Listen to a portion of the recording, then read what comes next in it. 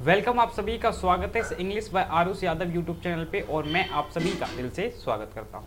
तो बेसिकली आज की जो क्लास है बेसिकली कॉमन एरर की 5th क्लास है, ठीक है जी। इससे पहले हमने 4 क्लासेस को डील कर लिया है, ठीक है ना। इससे पहले हमने 4 क्लासेस की कॉमन एरर की डील कर लिया है और आज की जो क्लास है बेसिकली वो हमारी कॉमन एरर की 5th क्लास है। इसके अंदर हम लगभग 10 से 15 क्वेश्चन को हम डील करेंगे, ठीक है जी। तो जहां से हमने क्वेश्चंस को छोड़ा था वहीं से हम क्वेश्चंस को आगे सॉल्व करेंगे, ठीक है जी। चलिए, जहां से हमने छोड़ा था वहीं से हम क्वेश्चंस को आगे सॉल्व करेंगे। चलिए जी, इन क्वेश्चंस को हमने कहीं ना कहीं पिछली क्लासों में डील कर लिया था, है ना। इन क्वेश्चंस को हमने कहीं ना कहीं पिछली क्लासों में डील कर लिया था।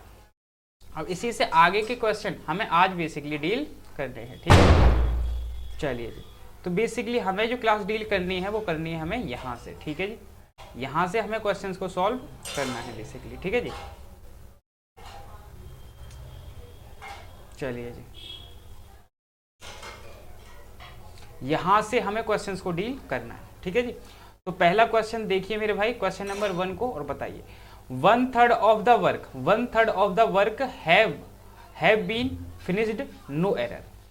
किस पार्ट में आप एरर मार्क करेंगे बताइए जी।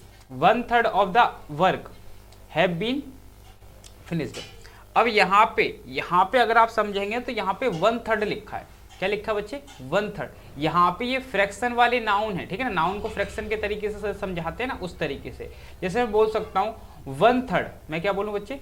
1/3 ऑफ 10 स्टूडेंट हैव पास्ड, ठीक है जी। यहाँ पे बोलूँ 1/3 ऑफ 10 स्टूडेंट, तो 1/3 निकालेंगे आप 10 का, तो भैया अपने आप में प्लूरल लिख लेगा, ठीक है ना। अपने आप में क्या लिख लेगा? प्लूरल लिख लेगा। तो बच्चे इसी वजह से आप यहाँ पे क्या चुनेंगे? हैव चुनेंगे, ठीक है जी। अगर मैं बोलूँ 1/3, ठीक है जी, अगर मैं बोलूँ 1/3 ऑफ वाटर, ठीक है, 1/3 ऑफ वाटर हैज या फिर have, what ever it is, ठीक है जी।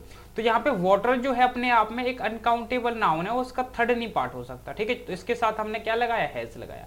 इसी तरीके से ये जो वर्क है अपने आप में अनकाउंटेबल नाउन है, तो बच्चे इसके साथ सिंगुलर ही हेल्पिंग वर्ब लगेगी, आप थर्ड लगाओ या कुछ भी लगाओ, ठीक है जी। तो यहाँ पे हैव की जगह पे आपको कहीं ना कहीं हैज कहना चाहिए। यहाँ पे आपको हैव की जगह पे कहीं ना कहीं हैज कहना चाहिए। B for Bombay will be the correct answer, ठीक है जी। B for Bombay will be the correct answer. अगला देखिए, अगला सवाल देखिए मेरे भाई। अगला सवाल क्या कहता है? अगला सवाल बेसिकली कहता है the knowledge of at 2 languages are required to pass the examination. The knowledge of at least 2 languages are required to pass this exam. यानी कि इस एग्जाम को पास करने के लिए कम से कम 2 लैंग्वेज आनी चाहिए, ठीक है ना। इस एग्जाम को पास करने के लिए कम से कम 2 लैंग्वेजेस आनी चाहिए। तो बच्चे यहाँ पे क्या लिखा है बच्चे? नॉलेज लिखा है, ठीक है जी। नॉलेज अपने आप में मैं नाउन मान लेता हूँ, ठीक है जी। इसके बाद आपने देखा, इसके बाद देखा तो अपने आप में प्रेपोजिशन है। अब बच्चे ये बेसिकली ये पूरा प्रेपोजिशन का ऑब्जेक्ट है, ठीक है जी। ये प्रेपोजिशन का ऑब्जेक्ट है। तो बच्चे आप सब्जेक्ट के हिसाब से हेल्पिंग वर्ब लगाते हो या फिर ऑब्जेक्ट के हिसाब से? यानी कि ये इसका तो ऑब्जेक्ट है ना भाई, ये तो सब्जेक्ट है ही नहीं। तो यहाँ पे आर कहना गलत हुआ। सब्जेक्ट आपका कहीं ना कहीं नॉलेज है, तो नॉलेज के हिसाब से सर इज कहना सेंसेबल होगा। इस आर को हटा के आपको इज कहना चाहिए। यानी कि आपकी जो एरर है वो बच्चे कहीं ना कहीं बी पार्ट में है। B will be the correct answer, ठीक है जी। B will be the correct answer. अगला देखिए, अगला देखिए, अगला क्या कह रहा है सवाल? अगला सवाल कह रहा है बेसिकली, ठीक है जी। अगला सवाल देखिए,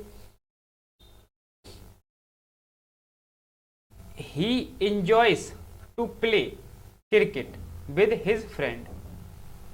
he enjoys to play cricket with his friends. बताइए, बताइए जी।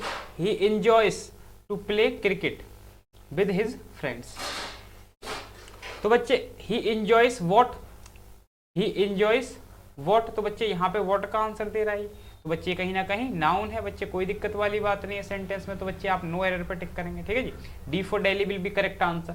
यानी कि इस सेंटेंस के अंदर आपको कोई भी एरर नहीं मिला, ठीक है जी।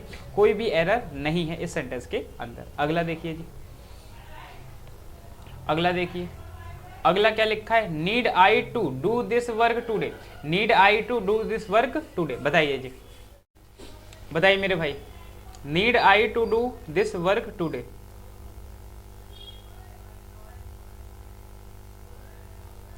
तो नीड अपने आप में मॉडल वर्ब है, ठीक है ना, नीड अपने आप में क्या है बच्चे, मॉडल वर्ब है, यहाँ पे मॉडल वर्ब की तरह काम कर रहा है। आई अपने आप में सब्जेक्ट है, इस टू की आपको कहीं ना कहीं जरूरत नहीं है, ठीक है जी, इस टू की आपको कहीं ना कहीं जरूरत नहीं है।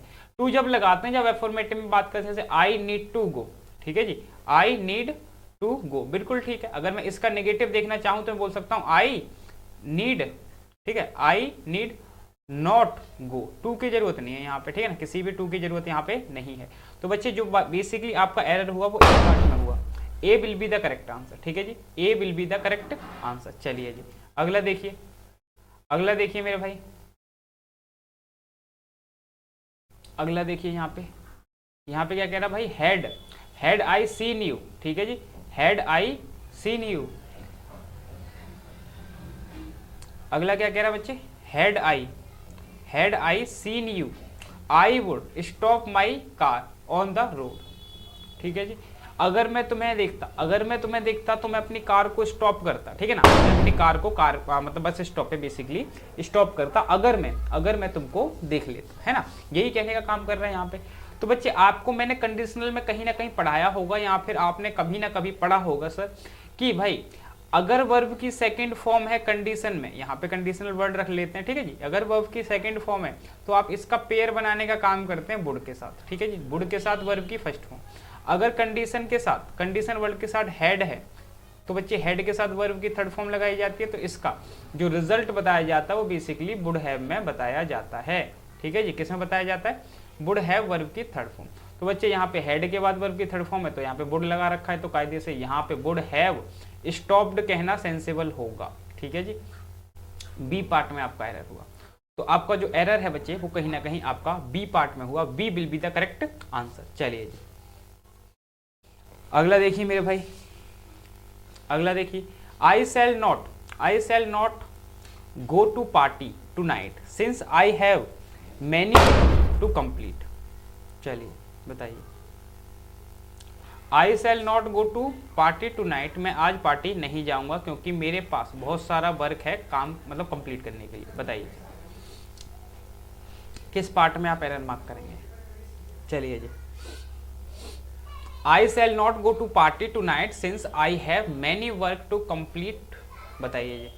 तो बच्चे दो शब्द, अगर दो शब्द आप देखें तो दो शब्द आपको पढ़ाए जाते हैं, एक लिखा बच्चे मैंने आपके सामने मैनी और एक लिखा आपको मच, ठीक है जी। इन दोनों में बेसिक जो डिफरेंस रहता है ना भाई, ये सिंगुलर काउंटेबल नाउन यानी मतलब प्लूरल काउंटेबल नाउन के लिए लगाया जाता है और ये अपने आप में अनकाउंटेबल नाउन के लिए लगाया जाता है। तो बच्चे यहाँ पे वर्क जो है अपने आप में अनकाउंटेबल नाउन है, इसे गिना नहीं जा सकता, मैनी कहना गलत होगा बच्चे, कायदे से यहाँ पे मच कहेंगे, ठीक है जी। क्या कहेंगे, I have much work to complete will be the correct answer, B for Bombay पे आप टिक करेंगे, ठीक है जी, B for Bombay will be the correct answer. चलिए जी अगला देखिए, अगला देखिए जी, अगला सवाल क्या है जी, अगला सवाल है I was at loss and did not know what to do. I was at loss, ठीक है जी, I was at loss and did not know what to do. मैं लॉस में था और मुझे पता नहीं था, ठीक है ना, कि क्या करूं, ठीक है ना। आई वॉज एट लॉस, तो लॉस कहना गलत होगा बच्चे, लॉसेस कहना होगा, ठीक है जी। तो आप सेकंड पे टिक करें, second will be the correct answer, ठीक है जी। यहाँ पे आई का ही सब्जेक्ट ही है, ठीक है ना, तो यहाँ पे कोई दिक्कत वाली बात नहीं है, यहाँ पे बेसिकली करेक्ट है। तो यहाँ पे बच्चे इसमें कहीं ना कहीं गलती है। चलिए जी अगला देखिए, अगला कह रहा है some of the richest business magnate live in Mumbai. बताइए, बताइए जी।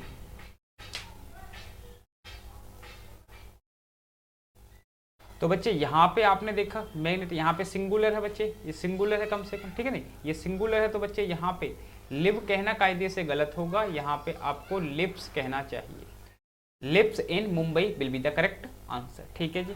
तो यहाँ पे आप बेसिकली थर्ड पे टिक करेंगे, third will be the correct answer, ठीक है ना बच्चे। इसमें ना हर तरीके के क्वेश्चंस को हम लोग डील कर रहे हैं, यानी कि जो पुराने भी क्वेश्चन है, नए क्वेश्चन है, 2023 के क्वेश्चन है, 2020 के क्वेश्चन है, सारे क्वेश्चंस को हम लोग डील कर रहे हैं। तो बच्चे धीरे धीरे सारी चीजें आपको पढ़ाई जाएंगे, ठीक है ना। तो ज़्यादातर वो नहीं करना कि ये मतलब बड़ा ही आसान सवाल है या फिर डिफिकल्ट सवाल है, सारी चीज़ें आएंगी बच्चे, ठीक है ना। पेशेंस रख के आपको कहीं ना कहीं पढ़ना होगा, ठीक है जी, कहीं ना कहीं आपको पेशेंस रख के पढ़ना होगा।